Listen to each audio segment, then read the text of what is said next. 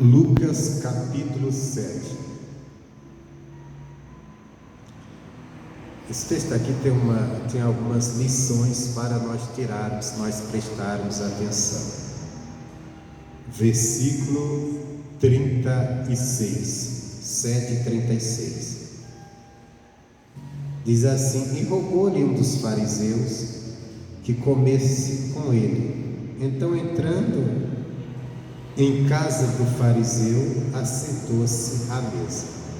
Então, um dos fariseus, ele rogou a Jesus que fosse à sua casa, que fosse cear com ele, comer com ele. Aqui parece uma pessoa que tem carinho por Jesus, né? Preparou um jantar, convidou Jesus, e era um dos fariseus. Os fariseus eram um grupo de pessoas que eram descendentes daquele povo bem religioso, e eles viviam ali muito envolvidos entre a política da época e a religião, que estava ali meio que junto. Aí diz: e eis que uma mulher da cidade, uma pecadora, sabendo que Jesus estava à mesa em casa do fariseu, levou um vaso de alabastro com unguento. Presta atenção. Aqui as duas pessoas estão destacadas. Um é um fariseu e outra é uma mulher pecadora. A Bíblia, aqui o escritor do Evangelho fez questão de discriminar a condição. O fariseu, você é aquela pessoa que era religiosa, era até zeloso com a lei, às vezes bem radicais. E aquela mulher era uma mulher pecadora, quer dizer, não se envolvia religiosamente com nada, mas sim com o pecado. Jesus é convidado pelo fariseu, vai até a casa dele para uma ceia, um jantar, e aquela mulher fica sabendo e ela pega um vaso de alabastro. Alabastro era o material que se confeccionava o vaso, né? Às vezes as pessoas confundem o alabastro com o unguento. O unguento é o perfume, alabastro é a matéria-prima do barro, do vaso. Aí diz assim: estando por trás, aos seus pés, chorando, começou a regar os pés com lágrimas e enxugá-los com os cabelos da sua cabeça. Beijava-lhe os pés e ungia-los com unguento. Nós entendemos aqui o que? Primeiro, o unguento, o perfume, era caro, era valioso, e era algo que ela tinha ali de valioso. Aquele vaso cheio de perfume, um vaso sendo de alabastro, como ele discriminou também até o material do vaso, que era o vaso de alabastro, deveria também ser um material que daria valor para o vaso. E agora vamos usar um pouco da nossa imaginação. O que levaria uma pessoa, porque Jesus não falou nada para essa mulher, Jesus não repreendeu essa mulher, não disse nada com ela para ela entrar ali e ficar chorando aos pés dele. Mas, no entanto, diz que ela chegou por trás. Isso significa que ela não tinha nem a atenção dele ainda. E ela chegou chorando aos pés de Jesus. Mas o que levava uma mulher, uma pecadora que vive sua vida da maneira que quer, ir até Jesus e ficar ali chorando, adorando ele, chorando, e até regando e aos pés dele. O fato dela estar aos pés já demonstrava uma entrega,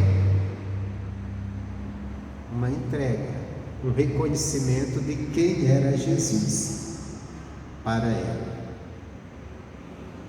E o fato dela estar chorando, aqui nós podemos lembrar da palavra de Paulo aos Coríntios, que ele fala da tristeza segundo Deus,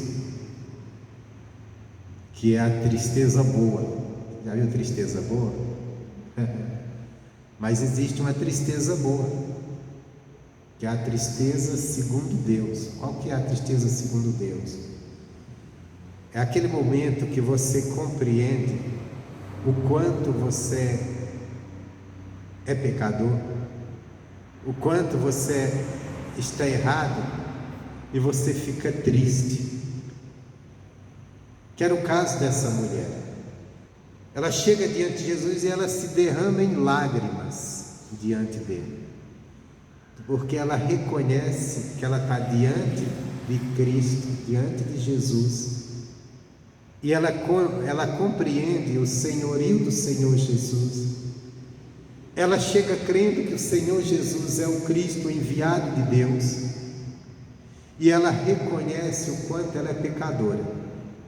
Isso bate uma tristeza dentro dela, mas uma tristeza boa, porque é uma tristeza que leva ao arrependimento, que leva à salvação, porque a salvação vem com arrependimento, e o arrependimento vem com o reconhecimento que eu sou pecador, que eu tenho pecados.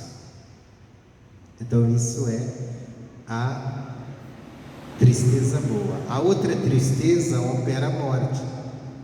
A tristeza má é a tristeza que a pessoa passa por estar enfrentando lutas, dificuldades, por não ter conseguido algo que não quer. Isso às vezes leva por ter perdido algo. Isso tem levado pessoas à depressão, tem levado pessoas a afundar na vida, né? Quantas pessoas não afundaram porque a tristeza dominou seu coração, e ela, por causa de uma perca que ela teve, às vezes perdeu um ente querido, outro perdeu um bem material, outro se desesperançou na sua busca do que ela visava, e ela ficou triste, e às vezes entra até em depressão, alguns dá cabo da própria vida, infelizmente. Isso é uma tristeza má, né? Essa não leva a lugar nenhum. Agora, a tristeza segundo Deus é a tristeza da pessoa que entendeu: eu sou pecador, eu estou errado, e Deus é bom, Deus tem salvação para mim. E a pessoa fica arrependido, triste de ter pecado na vida, de ter cometido pecados. Aí ela pede perdão, se arrepende, e ali ela é restaurada e vai viver a alegria da salvação. Amém, Jesus? Então é isso. O caso dessa mulher é isso. Ela reconhece quem é Jesus. E ela, reconhecendo quem é Jesus, ela começa a compreender o quanto ela é indigna de se aproximar de Jesus. Mas mesmo assim ela se aproxima com o coração quebrantado, se aproxima com o coração arrependido, se aproxima para adorá-lo, para buscar o perdão dos seus pecados.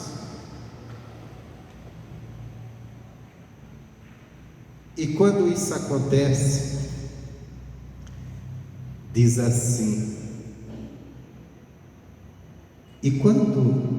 versículo 39, e quando isto viu o fariseu, que eu tinha convidado, falava consigo dizendo: se este fora profeta, bem saberia quem e qual é a mulher que lhe tocou, pois é uma pecadora. Você veja bem, o que tinha no coração daquela mulher pecadora e o que tinha no coração daquele homem que convidou Jesus para sua casa, que era uma pessoa religiosa, conhecedora da lei. Mas o que havia no coração daquela mulher, havia uma compreensão que Jesus era o Cristo, porque se ela não tivesse isso, ela não ia se jogar aos pés dele chorando, de qualquer um, pelos seus pecados. e houve nela o desejo de derramar os seus pecados, sua culpa diante de Jesus e buscar o seu perdão. Aquele homem não, no coração dele, apesar de ele ter convidado Jesus para a sua casa, dele ter recebido Jesus, mas ele tratava Jesus como qualquer um outro. O coração dele era dúvidas. Ele não levou Jesus na casa dele porque ele queria honrar Jesus. Ele levou Jesus na casa dele para ele investigar, para ele tirar suas dúvidas. Que é esse cara? E quando ele viu Jesus aceitar a adoração daquela pecadora, aí ele disse: ele não é Jesus, ele não é profeta. Ele nem pensou em Jesus ser o Cristo, ele pensou em Jesus ser um profeta. Mas até nisso ele duvidou. Não, ele não é profeta. Se ele fosse um profeta, ele sabia que essa mulher é pecadora, ele não deixaria ela tocar nele. Jesus é tudo, irmão. Jesus, ele é o Cordeiro de Deus que tira o pecado do mundo. Jesus é o Filho de Deus. Jesus, o Cristo enviado por Deus para a salvação da humanidade. Jesus é também o bispo das nossas almas, está tudo escrito na Bíblia. Jesus é o leão da tribo de Judá. Jesus é o profeta. Jesus é o sumo sacerdote das nossas almas. Ele é tudo. Ele é tudo isso. Mas esse homem duvidou. Por quê? Porque esse homem não estava interessado ou não entendia quem era Jesus. Ele o recebeu porque ele viu Jesus pregando a palavra, ele viu Jesus ensinando, e ele disse: eu quero ver quem é ele. Eu quero me aproximar dele para ver quem é ele. Não era porque tinha crido em Jesus, não é porque acreditava em Jesus. Na verdade, era para ver se encontrava alguma falha, algum erro em Jesus, para dizer: não, eu estava certo, esse cara não é de Deus. E quando ele viu Jesus receber a adoração daquela pecadora, ele disse: esse homem não é profeta. Aí Jesus, e ele não falou, ele pensou consigo. Aí Jesus diz, versículo 40: e respondendo Jesus disse-lhe: Simão, uma coisa tenho a dizer-te. E ele disse: dize-a, mestre. Um certo credor tinha 2 devedores. Um devia-lhe 500 dinheiros e o outro 50. E não tendo eles com que pagar, perdoou-lhes a ambos. Dize, pois, qual deles o amará mais? E Simão respondendo disse: tenho para mim que é aquele a quem mais perdoou. E Jesus disse: julgaste bem. E voltando-se para a mulher, disse a Simão: vês tu esta mulher? Entrei em tua casa e não me deste água para os pés, mas esta regou-me os pés com lágrimas e os enxugou com os seus cabelos. Então nós vimos aqui que havia um costume na época, que quando uma pessoa era recebida com honra na casa do outro, o outro lhe oferecia água ou lavava-lhe os pés.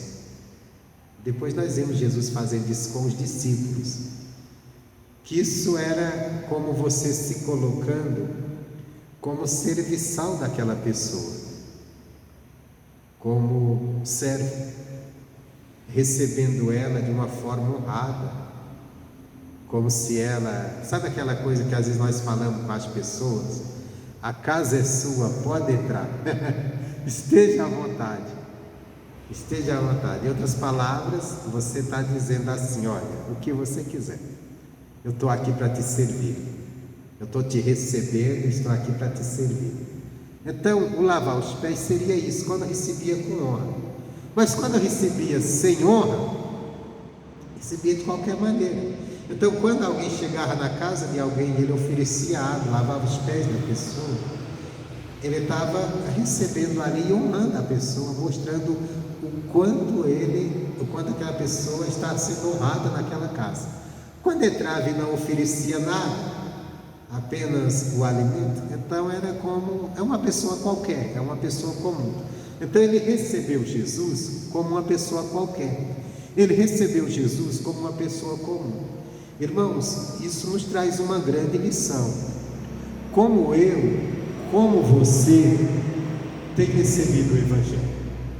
Como nós temos recebido o Evangelho?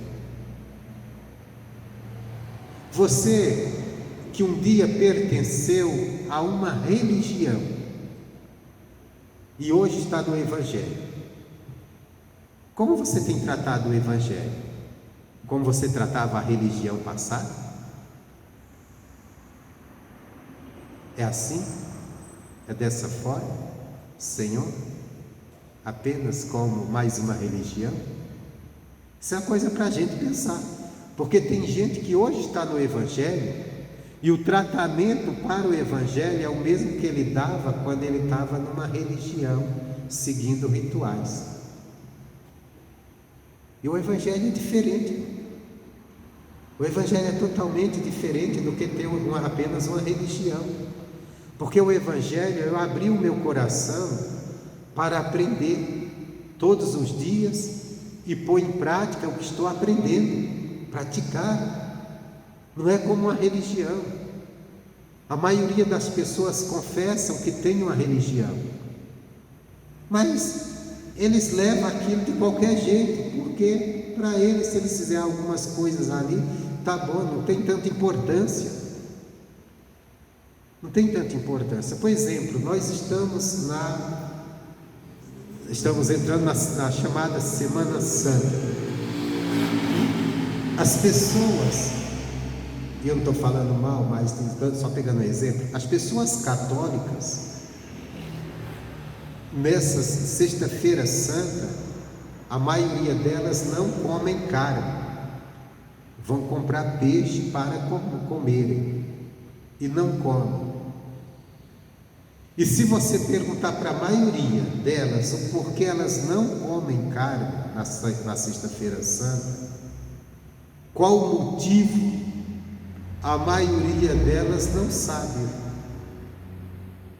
Vão dizer simplesmente assim: ah, porque não é bom, porque não é certo. Aí você diz, mas não é certo por quê? Não sei. Aí tem uns que dizem assim: a minha avó não comia, a minha mãe não comia, não sei quem não comia, os mais velhos não comiam, então sim. Então elas seguem algo sem compreender, sem entender, sem buscar saber o porquê estão fazendo aquilo, se aquilo é mandamento de Deus ou não.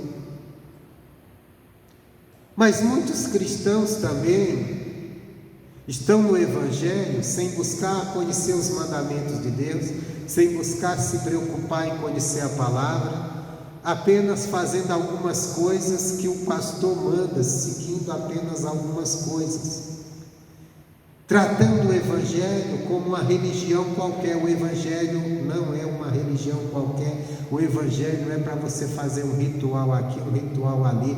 O Evangelho é para você aprender ele todo dia, se dedicar a ele todo dia, e aquilo que você for aprendendo e colocando em prática na sua vida todos os dias, abrindo mão daquilo que o Evangelho condena e abraçando aquilo que ele aprova.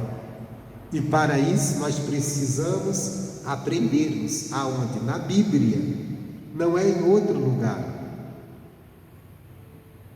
Não é simplesmente, por exemplo, domingo é Santa Ceia. Ah não, eu não perco uma Santa Ceia. Mas não adianta levar a sério só a Santa Ceia e não levar os demais dias a sério. Por exemplo, eu noto aqui mesmo na igreja que tem um grupo de pessoas que quando passa a Santa Ceia, terceiro domingo, elas não vêm na igreja. Parece que não tem importância o terceiro domingo, porque já passou a Santa Ceia. Espera aí, Jesus não nos chamou apenas para tomar a Santa Ceia. É importante a Santa Ceia, é um momento nobre da igreja que lembramos o que Ele fez por nós. Mas o outro domingo também é tão importante porque ali tem ensinamento da palavra, e é nesse ensinamento que vai nos ensinar a andar com Deus.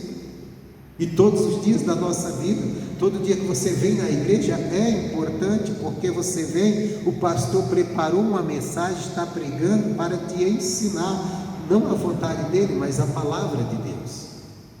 E à medida que você vai aprendendo e vai se dedicando, com certeza você vai melhorando os seus caminhos, sua maneira de agir. Só que muitas das vezes nós estamos tratando o Evangelho como tratamos uma religião. Aquele homem tratou Jesus como tratava qualquer pessoa ou qualquer mestre. Jesus não era apenas um mestre, Jesus não era apenas um profeta, Jesus era o Cristo, o Filho de Deus. Uma mulher pecadora viu isso, aquele homem não viu. Apesar de ele ser religioso, ele não viu isso. Isso é a diferença entre ele e aquela mulher. Nas atitudes mostra como você está vendo o Evangelho, nas suas atitudes. Se você está vendo o Evangelho como palavra de Deus, algo para você aprender e seguir e ser salvo, ou como mais uma religião. Bom, antes eu era de tal religião, agora eu sou crente, da religião crente. Não, eu não troquei de religião, eu encontrei um caminho da salvação. Que eu estava num caminho perdido, tentando chegar a Deus através de conceitos religiosos, mas agora eu quero chegar a Deus pelo caminho dele, que não é a igreja de crente, mas é a própria palavra dele. Porque está dentro da igreja católica ou está dentro da igreja de crente, não vai fazer muita diferença. O que vai fazer diferença é o que eu vou estar aprendendo na palavra e seguindo a palavra. Porque se eu estiver na igreja que esteja ensinando a palavra certinho, mas eu não estiver dando atenção à palavra, não estiver dando ouvidos à palavra, não vai adiantar. Eu posso estar em qualquer outro lugar também, não vai adiantar, não estou dando ouvidos à palavra. Eu tenho que entender, o Evangelho não é uma religião que eu troquei a que eu tinha por ele. O Evangelho é um caminho de Deus que eu encontrei para andar nele. Eu tenho que recebê-lo ele com essa dignidade que ele tem, não tratando ele como o mundo está cheio de religiões, e todas as religiões têm conceitos bons lá dentro, tem coisas que eles ensinam correto. Toda religião ensina humildade, ensina cuidar dos mais pobres. As religiões ensinam isso, ensina você ser uma pessoa melhor, mas nenhuma ensina a chegar a Deus, porque só o Evangelho ensina. Só o Evangelho é o caminho, porque é o ensinamento de Jesus. Eu não estou falando da igreja evangélica, estou falando do Evangelho de Jesus Cristo. Amém? Agora, como nós estamos tratando, como nós estamos recebendo o Evangelho? Como você vem para um culto? Você vem com o coração aberto, com o coração dedicado. Eu vou lá, vou dar atenção à palavra, vou aprender, Deus vai me abençoar, eu sei que vou sair dali abençoado. Ou você vem para o culto como você ia para o ritual de uma religião quando você tinha outra religião.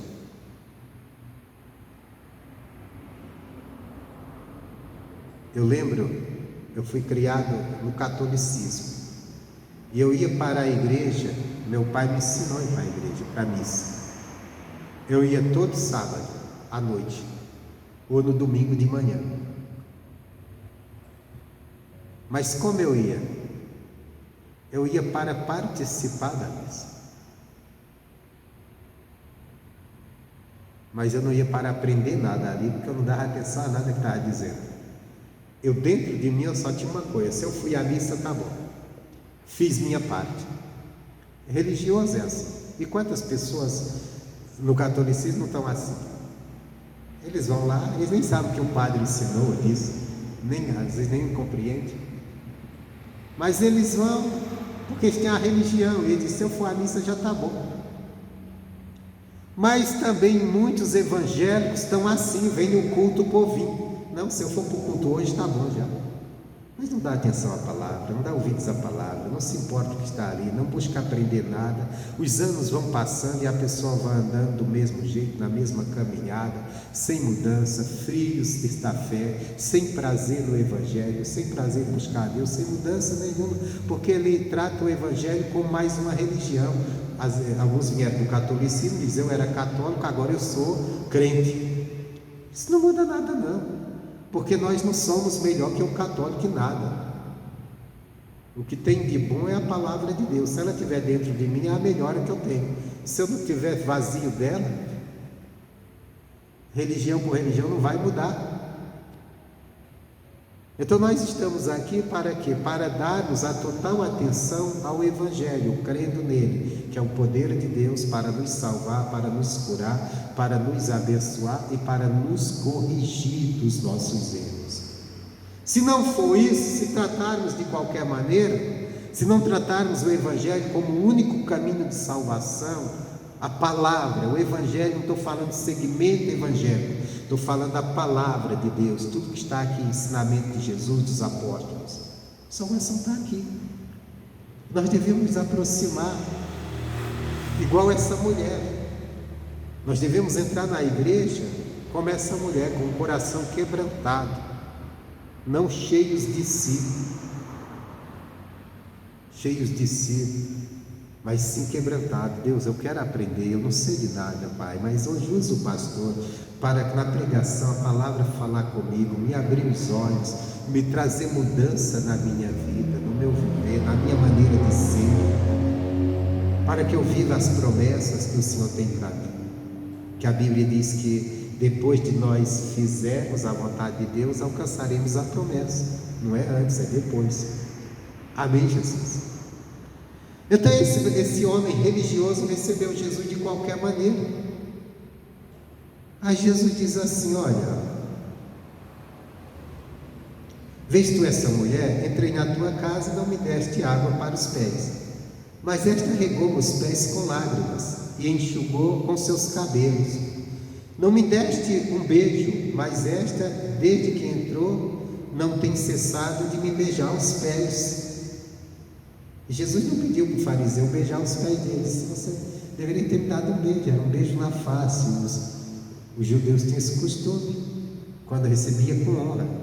Não era como a gente, tem muita gente que gosta de, até diz que o brasileiro gosta de beijar, recebe abraço, dá um beijo e outro, mas o deles não era só um costume, era uma forma de honra. Ele não deu, não fez nada disso, recebeu Jesus de qualquer maneira. Essa mulher estava beijando os próprios pés de Jesus.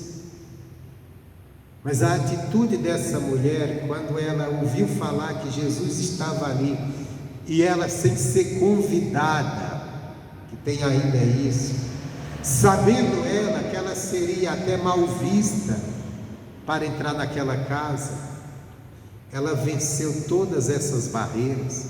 Ela procurou dentro da sua casa o que ela tinha de mais valioso, e ela encontrou aquele vaso de perfume que era valioso. Era tão valioso que discípulos ali censuraram: poderia vender isso, daria muito dinheiro e daria aos pobres. E ela pegou aquele perfume e derramava sobre os pés de Jesus, beijava os pés de Jesus. A atitude de quem compreendeu quem era Jesus e também compreendeu o quanto era pecador e quanto carecia do perdão, da misericórdia dele. Ela derramou-se diante de Jesus.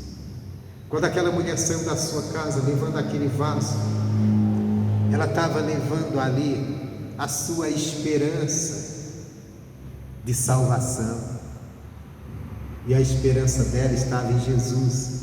Ela estava levando a sua fé, sua verdadeira fé, que Jesus era o Cristo, mas ela estava levando também diante de Jesus a sua indignidade de ser uma pessoa indigna, de chegar-se até Ele, de estar de pé diante dEle, e por isso que ela se prostra, se joga. Ela leva junto com ela os seus dilemas, suas falhas, seus erros, e lança aos pés dele, porque essa deve ser nossa atitude quando nós nos aproximamos de Jesus. Nós levarmos diante dele os nossos dilemas, o reconhecimento das nossas falhas, e nos prostrarmos diante dele, reconhecendo: Senhor, eu não mereço, eu não sou digno, mas eu estou aos teus pés, buscando o teu perdão, buscando a salvação que eu necessito, porque sei que só o Senhor pode fazer isso por mim. Essa mulher foi com tudo. Aquele fariseu, aquele religioso, estava cheio de si, cheio de si. Ele recebeu Jesus como um qualquer, e até duvidando se Jesus era de Deus ou não. Aí Jesus diz assim: por isso te digo que os seus muitos pecados lhe são perdoados, porque muito amor, mas aquele a quem pouco é perdoado, pouco ama. E disse-lhe a ela: os teus pecados são perdoados. Olha só, a maneira como ela se colocou diante de Jesus, ela alcançou a maior bênção que Deus tem para o ser humano: o perdão dos pecados, porque essa é a bênção que todos nós precisamos. Ela é a maior de todas. Por que ela é a maior de todas? Porque é através do perdão de Deus sobre nós que as portas dos céus se abrem para nós vivermos o plano perfeito dele, para vivermos as demais bênçãos. Essa alcançou. E o que aconteceu ali em relação às outras pessoas, quando ele disse para essa mulher: os teus pecados te são perdoados. E os que estavam à mesa começaram a dizer entre si: quem é este que até perdoa pecados? E disse à mulher: a tua fé te salvou, vai em paz. Quem se aproxima de Jesus, reconhecendo quem ele é, sai dos pés dele para viver a paz que ele tem. Por isso que ele disse: vinde a mim, vós estáis cansados e sobrecarregados, aprendei de mim que sou manso e humilde. Tomai o meu jugo, aprendei de mim que sou manso e humilde, e acharei descanso para vossas almas. Jesus é a nossa paz. Ele é a nossa paz. Mas nós temos que ver como estamos nos aproximando dele. O Evangelho é o Evangelho da paz. É a paz de Deus para nós, o Evangelho. Mas como nós estamos nos aproximando dele? Como nós estamos tratando o Evangelho? Como palavra de Deus? Como algo que veio de Deus? Ou como mais uma religião? Porque enquanto tratarmos o Evangelho como mais uma religião e não buscando compreendê-lo, nos dedicarmos a ele, não vamos encontrar a paz. E Jesus não pode fazer nada. Jesus entrou na casa daquele homem e você não vê nenhuma palavra favorável para aquela casa.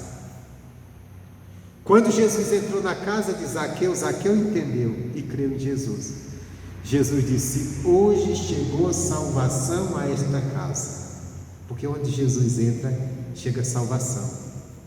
Mas na casa desse homem, Jesus não falou isso. Jesus não disse isso. E por quê? Porque Jesus estava diante de alguém que o recebeu de qualquer maneira. Mas dentro daquela casa, na casa daquele homem, alguém recebeu o perdão dos seus pecados e a paz de Deus. A mulher pecadora, porque ela compreendeu quem é Jesus. ela se aproximou de Jesus, lhe dando a verdadeira atenção que ele merece. Que atenção nós temos dado ao Evangelho? Como temos tratado o Evangelho? Como mais uma religião? Ou como o caminho de Deus, que nós devemos dar toda a atenção, porque é Ele que vai nos levar à salvação? Amém, Jesus? Fica com essa palavra.